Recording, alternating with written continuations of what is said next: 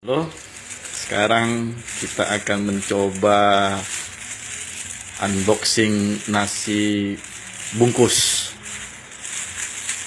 Ini tutorial sederhana untuk unboxing nasi bungkus. Ya, ini nampak ekornya. Ekor apa nih? Oh ya, ekor ikan.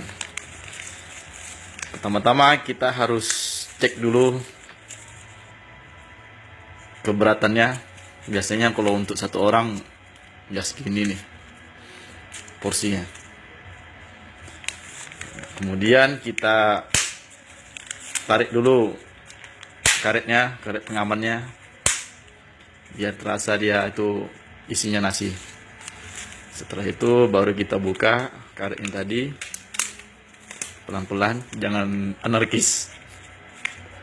Tak boleh rusuh cara bukanya. Ya, kita buka ya. Pelan-pelan, pelan-pelan. Pelan-pelan, jangan sampai tumpah. Apalagi oke. Ini dia nasi bungkus. Yang kita periksa dulu isinya apa aja. Ternyata ada ikan sama nangka sayurnya. Inilah dia nasi bungkus yang sudah kita unboxing.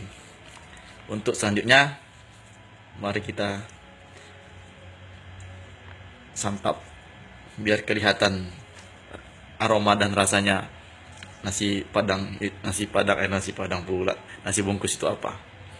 Oke, sekian tutorial unboxing nasi bungkus.